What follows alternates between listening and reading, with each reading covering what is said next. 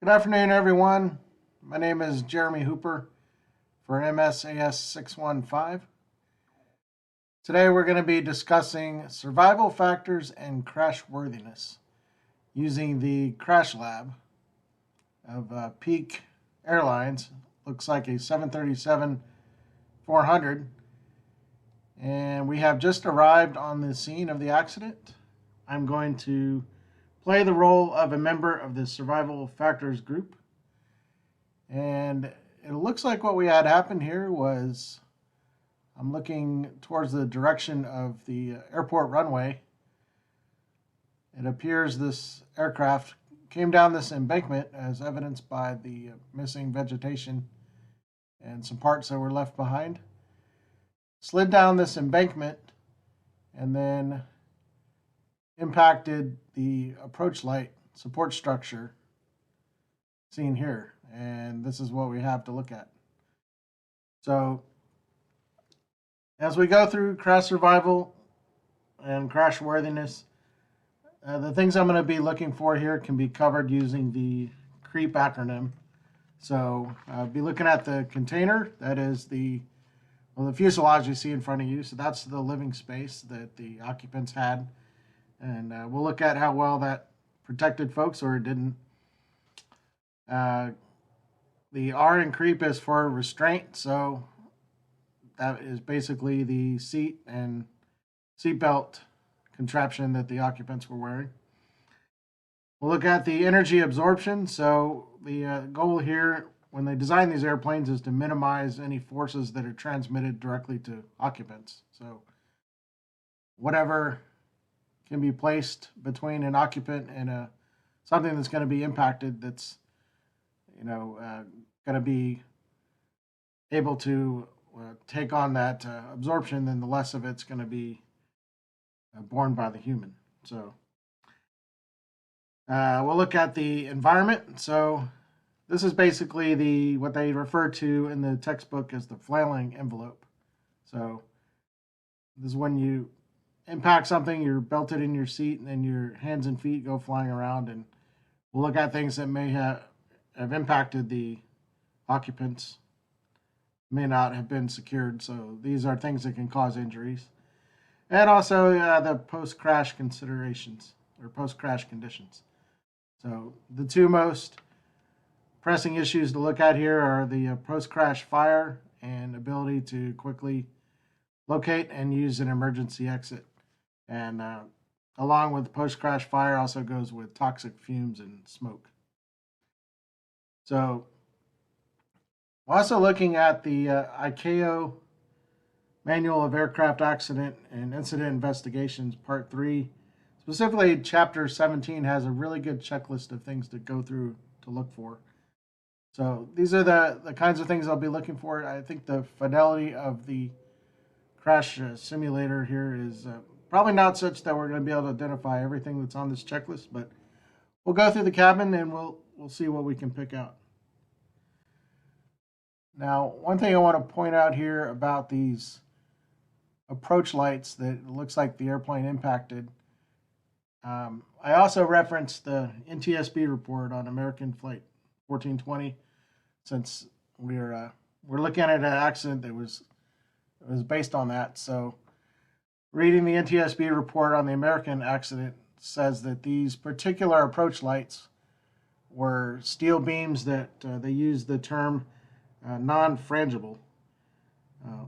So a frangible support structure would be such that it's designed that if something like an airplane were to impact it, it would absorb the forces and keep the people from having to experience it.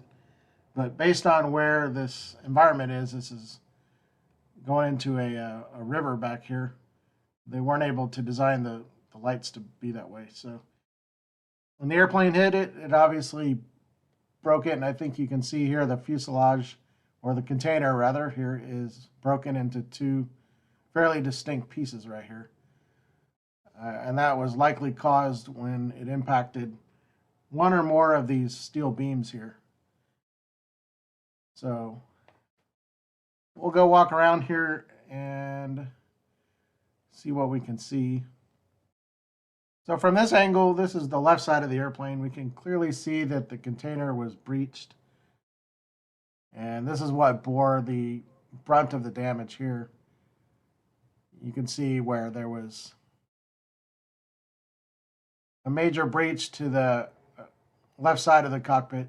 So the captain that was sitting here in this seat here was probably not survivable, or possibly severe injury for somebody who might have been sitting there. Also, you can see the first class cabin here, big hole in it, where the living area was breached. Most likely these people experienced either severe injuries or deaths in that case. You can see this right here. You can see where one of these steel beams impacted the airplane. Looks like it just basically sliced it right in half and took the left wing off with it. You can see here.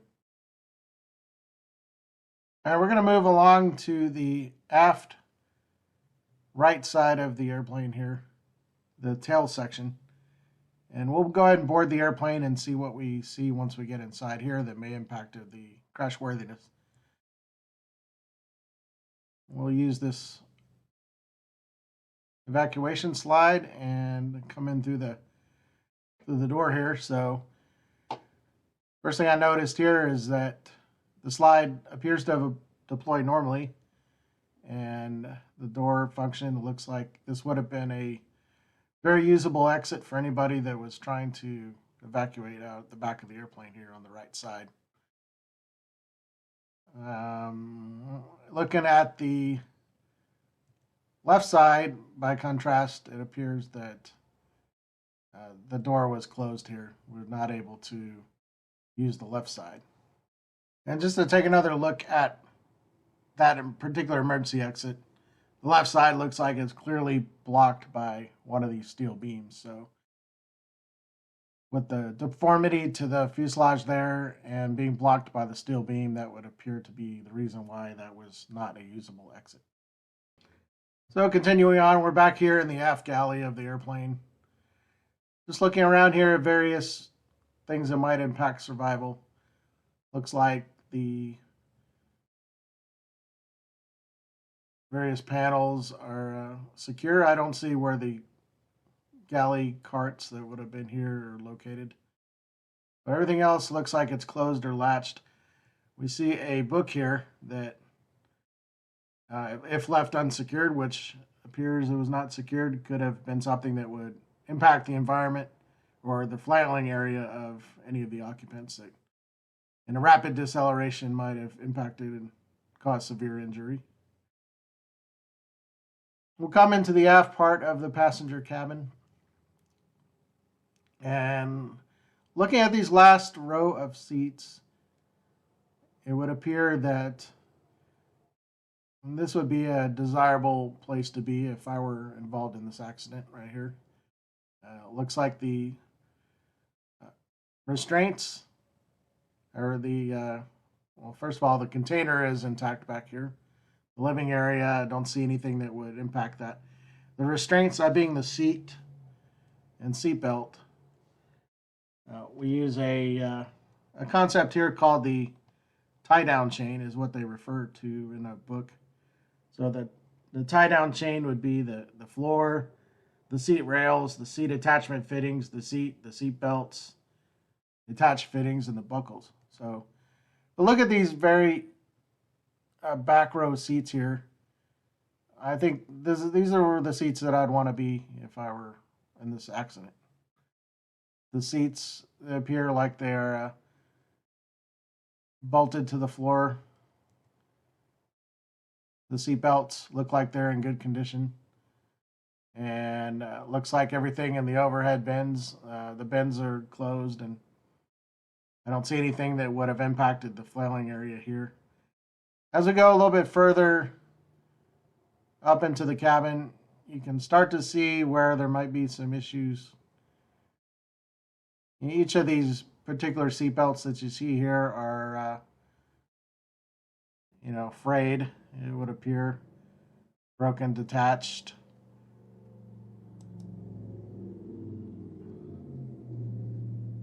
And you can also see evidence of likely a post-crash fire. So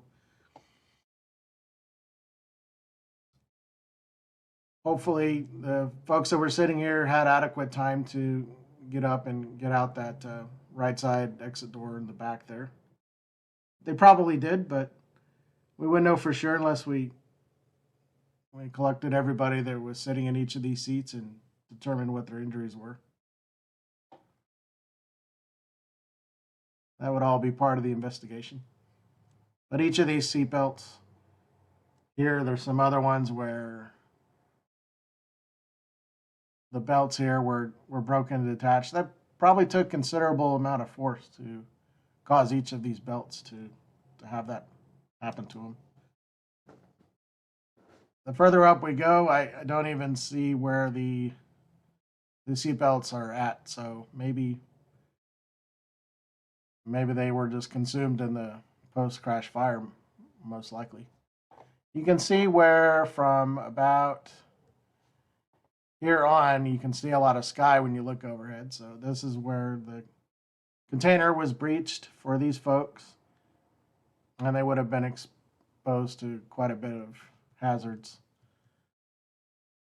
As we move forward here, this is the part where you see the fuselage was breached. So the further up here you go, the worse the news gets for these people. I was talking about the tie-down chain with the seats and the rails and so forth. You can see where all these evidence markers are located, where the seats themselves have failed or been ejected from the airplane or just flat out missing. So it's very likely that whoever was sitting in these seats were seriously injured or killed here. This is where the big breach is, and we can see up into the forward part of the cabin and the first class cabin. And what we see in the middle here between that is the support structure for the approach light system. So that is where it appears the airplane impacted it and broken into pieces. Matter of fact, what you can see here is very disturbing, where the steel beam right here appeared to go right between where these seats are here that are marked by A7 and B7. I mean, that steel beam is right there on top of where those passengers were seated, and right here on these seats as well. So accident was probably not very survivable for these folks. So moving into the forward part of the cabin, some things we can see here. These seats that are on the right side looks like they buckled and failed, and when that happens, obviously more forces will be transmitted to the individual occupants than if the seat were properly bolted to the floor the way it should be. You can also see where the oxygen containers came down and could have impacted the flailing area and caused injury to these people that were sitting there. Also see various debris. Looks like some soda cans laying out, some magazines. Any of this stuff could have impacted people back here, causing injuries. You can also see overhead bins and free luggage. This one stayed put, but there's other luggage that may have come down and impacted people. Here you can see a large hole in the left side of the fuselage. So we remembered really the brunt of the impact took place here on the left side of the airplane, which may have given an avenue for some people up here to escape, but also created quite a bit of hazards, because you can see where there's some electrical lines coming down from insulation, things that could have struck people, causing injury.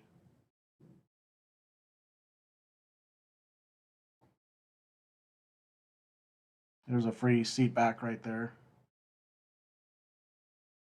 As we move up into first class itself, we can see, well, most of the left side here is, and the seats that come with it are gone. Folks that were sitting here were probably ejected and seriously injured or killed. You can see where the seat railing is not bolted down behind this closet. Looks more cabling, more electrical wires, things of that nature that were dangling down. You can also see the overhead bins where the luggage go. You can see where that part of the structure failed and actually may have dropped down to impact the passenger's flailing area. In fact, on the back of this particular seat right here, it appears to be blood. So whoever was sitting in the seat probably didn't fare too well. You can see a beverage cart up here that's not secured. That's something that also could have impacted occupants, causing injury. As far as exit availability, you can see on the number 1 right door, door appears to be open and the slide deploy normally. So this would be a good usable exit on the right side of the airplane. On the other hand, appears due to structural deformity up here, the number 1 left door is not a usable exit. It remained closed. Now looking into the flight deck, as I kind of mentioned earlier, it's probably a bad day for the captain sitting in the left seat. The container was breached there, so he was exposed to any hazards that might have been impacting from the outside. The first officer in the right seat here looks like it was probably a good survivable condition for the first officer. I don't see anything out of place here. Looking back here, once again at the aft part of the fuselage, one thing I wanted to touch up on were the overwing exits, since that would be a way for people to egress. If I look at the picture here, it does appear that all 4 of these window exits, overwing exits, are opened. Might have been better to try to use the ones on the right side here, because I think a general theme here is that the right side of the airplane fared a little better. So they may be able to walk onto the wing here and then off the back. On the left side, the wing is basically missing, so it's hard to know what they would have been looking at outside the window here. Probably quite a bit of fire, so I probably would have stayed away from these exits. Of course, there's a big gaping hole here at the front, but then again, there was most likely, you can see evidence of severe fire and charring here. So there is a big hole here. However, if you were sitting in this area and you wanted to survive, most likely you'd be able to fare better if you kind of got here to the back of the airplane and used this exit door here. Well, that's the overview on survivability of this particular accident of Peak Airlines 737-400, and I'd be happy to take your questions or comments. Have a great day.